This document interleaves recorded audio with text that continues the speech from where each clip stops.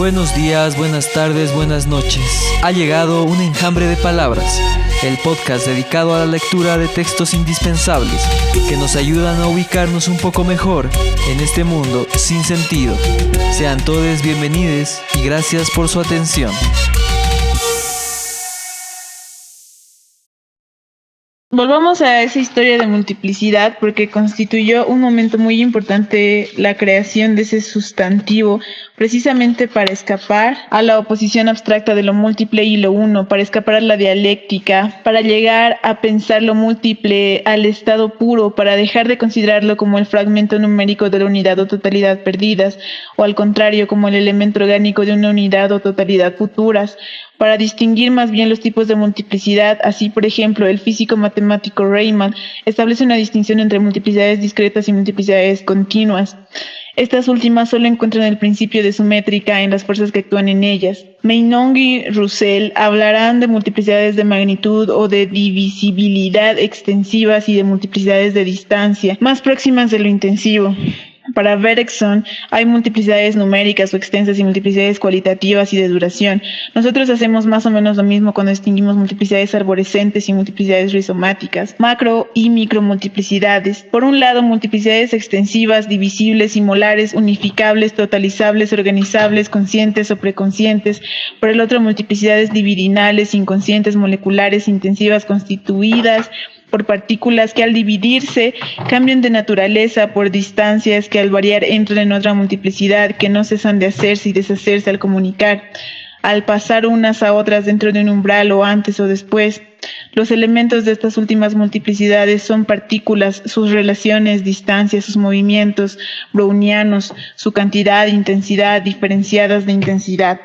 Todo esto tiene una base lógica. Elias Canetti distingue dos tipos de multiplicidad que unas veces se oponen y otras se combinan, de masa y de manada.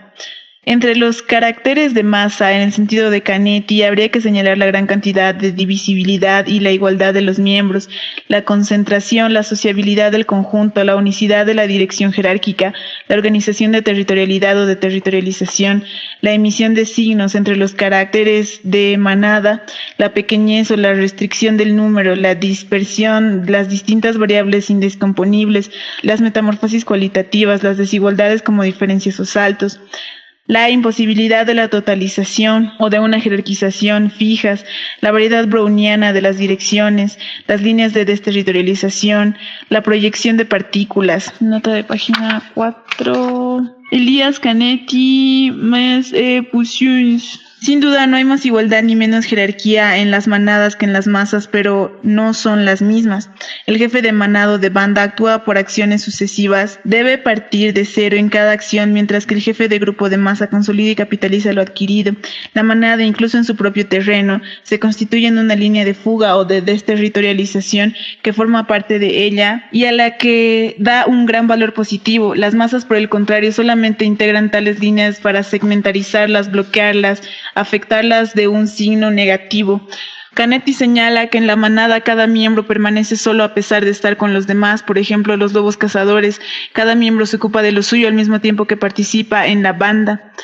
En las constelaciones cambiantes de la manada, el individuo se mantendrá siempre en el borde, estará dentro e inmediatamente después en el borde e inmediatamente después dentro. Cuando la manada forma un círculo alrededor de su fuego, cada cual podrá ver a sus vecinos a derecha y a izquierda. Pero la espalda está libre, la espalda está abiertamente expuesta a la naturaleza salvaje. Reconocemos aquí la posición esquizofrénica, estar en la periferia, mantenerse en el grupo por una mano o un pie. A ella opondremos la posición paranoica del sujeto de masas, con todas las identificaciones entre el individuo y el grupo y el jefe y el grupo. Formar parte plenamente de la masa, aproximarse al centro, no permanecer nunca en la periferia, salvo cuando la misión lo exige. ¿Por qué suponer, como Konrad Lorenz, por ejemplo, que las bandas y su tipo de camaradería representan un estado evolutivamente más rudimentario que las sociedades de grupo o de conyugalidad? No solo hay bandas humanas, sino que hasta las hay en especial refinadas. La mundialidad se distingue de la sociabilidad, puesto que está más próxima a una manada, y el hombre social tiene una imagen envidiosa y errónea del mundano, puesto que desconoce las posiciones y jerarquías específicas de la mundanidad. Las relaciones de fuerza, sus ambiciones y proyectos tan particulares, las relaciones mundanas, nunca se corresponden con las relaciones sociales, no coinciden con ellas. Hasta los manierismos los hay en todas las bandas, pertenecen a las micromultiplicidades y se distinguen de los usos o costumbres sociales. No obstante, no hay que oponer los dos tipos de multiplicidades, las máquinas molares o las moleculares, según un dualismo que no sería mejor que el de uno y lo múltiple. No hay más que multiplicidades de multiplicidades que forman un mismo agenciamiento, que se manifiestan en el mismo agenciamiento, las manadas de las masas y a la inversa. Los árboles tienen líneas rizomáticas y el rizoma puntos de arborescencia. ¿Cómo no se iba a necesitar un enorme ciclotrón para producir partículas locas? ¿Cómo las líneas de desterritorialización podrían ser tan siquiera asignables fuera de los circuitos de territorialidad? ¿Cómo no iba a ser en grandes extensiones y en relación con las profundas transformaciones que se producen en ellas, donde de pronto surge el minúsculo arroyo de una intensidad nueva? ¿Cuánto no hay que hacer para obtener un nuevo sonido? El devenir animal, el devenir molecular, el devenir inhumano suponen una extensión molar, una hiperconcentración humana, o las preparan. En Kafka, la construcción de una gran máquina burocrática paranoica va unida a la creación de pequeñas máquinas esquizofrénicas, de un devenir perro, de un devenir coleóptero. En El hombre de los lobos, el devenir lobo del sueño es inseparable de la organización religiosa y militar de las obsesiones. Un militar hace el lobo, un militar hace el perro. No hay dos multiplicidades o dos máquinas, sino un solo y mismo agenciamiento maquínico que produce y distribuye el todo, es decir, el conjunto de enunciados que corresponden al complejo. ¿Qué nos dice el psicoanálisis sobre todo esto? Edipo, nada más que Edipo, puesto que el psicoanálisis no escucha nada ni a nadie, lo elimina todo, masas y manadas, máquinas molares y moleculares, todo tipo de multiplicidades. Véase, sino el segundo sueño del hombre de los lobos, en el momento del episodio llamado psicótico. En una calle, un muro con la puerta cerrada, a la izquierda un armario vacío, el paciente frente al armario y una enorme mujer con una pequeña cicatriz que parece querer pasar del otro lado del muro. Detrás de unos lobos que se precipitan hacia la puerta. La señora Brunswick no puede engañarse, por más que se esfuerza en reconocerse en la enorme mujer, ve perfectamente que aquí los lobos son los bolcheviques, la masa revolucionaria que ha saqueado el armario o confiscado la fortuna del hombre de los lobos. En un estado metaestable, los lobos han pasado a formar parte de una gran máquina social, pero salvo lo que ya decía Freud, el psicoanálisis no tiene nada que decir sobre todas esas cuestiones. Todo sigue remitiendo a una papá que, como por casualidad, era uno de los jefes del Partido Liberal de Rusia. Pero eso no tiene ninguna importancia, basta con decir que la revolución ha satisfecho el sentimiento de culpabilidad del paciente. Verdaderamente podría pensarse que la libido, en sus inversiones y contrainversiones, no tiene nada que ver con las conmociones de masas, los movimientos de manadas, los signos colectivos y las partículas del deseo. En realidad, no basta con atribuir al preconsciente las multiplicidades molares o las máquinas de masa, reservando para el consciente otro tipo de máquinas o de multiplicidades. Lo propio del inconsciente es el agenciamiento de las dos, el modo en que las primeras condicionan a las segundas y estas preparan las primeras, escapan de ellas o vuelven a ellas. La libido lo baña todo, hay pues que tenerlo todo en cuenta. El modo en que una máquina social o una masa organizada tienen un inconsciente molecular que no solo indica su tendencia a la descomposición, sino también los componentes actuales de su práctica y de su organización. El modo en que un individuo tal o cual, incluido en una masa, tiene un inconsciente de manada que no se parece necesariamente a las manadas de la masa de la que forma parte. El modo en que un individuo o una masa van a vivir en su inconsciente. Las masas y las manadas de otra masa, de otro individuo. ¿Qué quiere decir amar a alguien? Captarlo. Siempre en una masa. Extraerlo de un grupo, aunque sea restringido, del que forma parte, aunque solo sea por su familia o por otra cosa. Y después buscar sus propias manadas, las multiplicidades que encierra en sí mismo y que quizás son de una naturaleza totalmente distinta. Juntarlas con las mías, hacer que penetren en las mías y penetrar las suyas. Bodas celestes, multiplicidades de multiplicidades, todo amor es un ejercicio de despersonalización en un cuerpo sin órganos que crear. Y en el punto álgido de esa despersonalización es donde alguien puede ser nombrado. Recibe su nombre o su apellido, adquiere la más intensa discernibilidad en la aprehensión instantánea de los múltiples que le pertenecen a los que le pertenecen. Manada de pecas en un rostro, manada de muchachos que hablan en la voz de una mujer, camada de muchachas en la voz del señor de Charlus, horda de lobos en la garganta de alguien, multiplicidad de anos en el ano, la boca o el ojo hacia el que uno se inclina. Cada uno pasa por tantos cuerpos en su propio cuerpo. Albertina es lamentablemente extraída de un grupo de muchachas que tiene un número, una organización, un código, una jerarquía determinadas, y no solo ese grupo y esa masa restringida están inmersos en todo un inconsciente, sino que Albertín tiene sus propias multiplicidades, que el narrador al aislarla descubre en su cuerpo y en sus mentiras hasta que al final del amor la vuelva indiscernible. Pero sobre todo no hay que creer que basta con distinguir masas y grupos exteriores en los que alguien participa o a los que pertenece, o los conjuntos internos que englobaría en sí mismo la distinción. No es en modo alguno la de lo exterior y la del interior, siempre relativos y cambiantes, intercambiables, sino la de tipos de multiplicidades que coexisten, se combinan y desplazan, máquinas, engranajes, motores y elementos que intervienen en un determinado momento para formar un agenciamiento productor de enunciado, te amo u otra cosa. Volviendo a Kafka, Felice es inseparable de cierta máquina social y de las máquinas parlantes cuya firma representa. ¿Cómo no iba a pertenecer a ese tipo de organización a los ojos de Kafka, fascinado como está por el comercio y la burocracia? Pero al mismo tiempo los dientes de Felice, los grandes dientes carnívoros, la hacen pasar según otras líneas a las multiplicidades moleculares de un devenir perro, de un devenir chacal. Felice, inseparable del signo de las máquinas sociales modernas, las suyas y las de Kafka, aunque no son las mismas, y de las partículas, las pequeñas máquinas moleculares, de todo el extraño devenir del trayecto que Kafka hará y le obligará a hacer a través de su perverso aparato de escritura. No hay enunciado individual, sino agenciamientos maquínicos productores de enunciados. Nosotros decimos que el agenciamiento es fundamentalmente libidinal e inconsciente. El agenciamiento es el inconsciente en persona, pero ahora nosotros vemos en él distintos tipos de elementos o multiplicidades, máquinas humanas, sociales y técnicas, molares organizadas, máquinas moleculares con sus partículas de devenir inhumano. Aparatos edípicos, por supuesto, claro que hay enunciados edípicos y muchos. Aparatos contraedípicos de aspecto y funcionamiento variables. Más adelante analizaremos todo esto. En realidad ni siquiera podemos hablar de máquinas diferentes, sino únicamente de tipos de multiplicidades que se combinan y forman en un determinado momento un solo y mismo agenciamiento maquínico. Figuras sin rostro de la libido, todos estamos incluidos en un agenciamiento de este tipo. Reproducimos el enunciado cuando creemos hablar en nombre propio, o más bien hablamos en nombre propio cuando producimos el enunciado.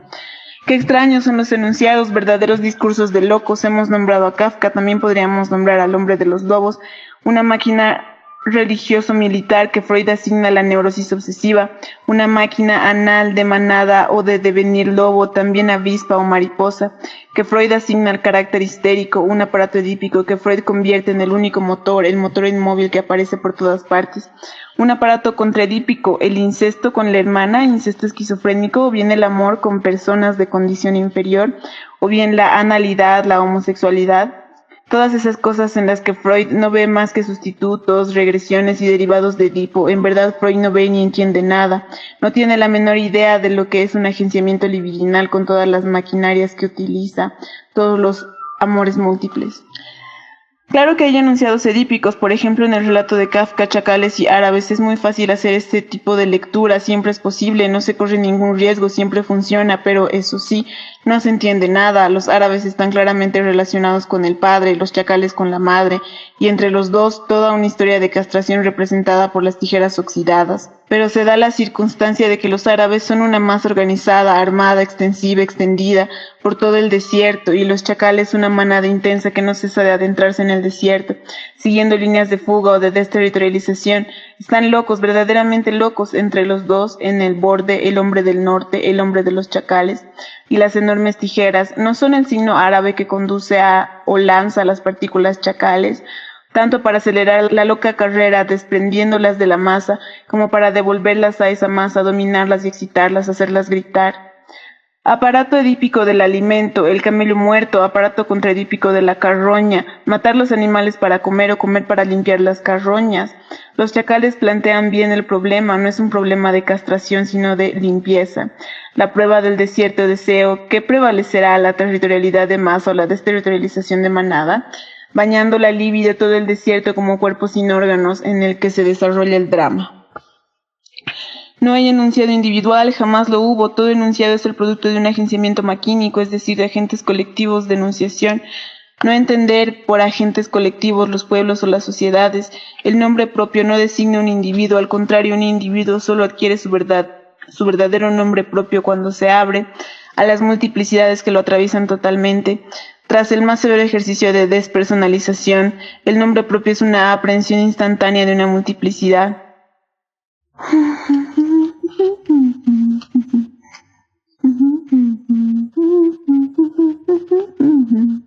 El nombre propio es el sujeto de un puro infinitivo entendido como tal en un campo de intensidad.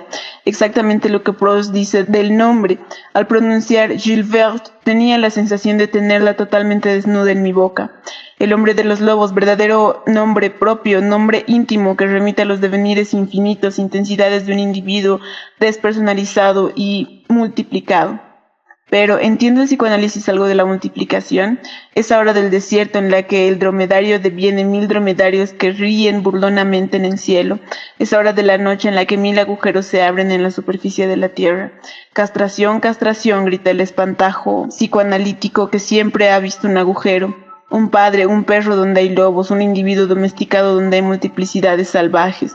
Al psicoanálisis no solo les reprochamos que haya seleccionado los enunciados edípicos, pues esos enunciados en cierta medida aún forman parte de un agenciamiento maquínico, respecto del cual podrían servir de índices corregibles, pero en un cálculo de errores lo que realmente les reprochamos es que haya utilizado enunciados edípicos para hacer creer al paciente que iba a tener enunciados personales, individuales, que por fin iba a poder hablar en nombre propio.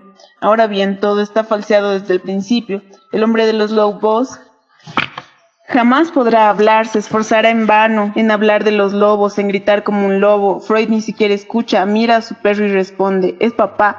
Mientras esta situación dure, Freud hablará de neurosis y cuando falle de psicosis, el hombre de los lobos recibirá la medalla psicoanalítica por los servicios prestados a la causa e incluso la pensión alimentaria que se da a los excombatientes mutilados. El hombre de los lobos solo hubiera podido hablar en su nombre si se hubiera puesto de manifiesto el agenciamiento maquínico que producía en él tales o tales enunciados. Pero eso no es lo que hace el psicoanálisis. En el preciso momento en que se persuade al sujeto de que va a proferir sus enunciados más individuales, se le priva de todas las condiciones de enunciación, hacer callar a las personas, impedirles hablar y sobre todo cuando hablan, hacer como si nada hubiesen dicho. Esa es la famosa neutralidad psicoanalítica. El hombre de los lobos continúa gritando. 6 o 7 lobos, Freud responde. ¡Qué cabritos! ¡Qué interesante! Si elimino los cabritos queda un lobo. Tiene que ser tu padre.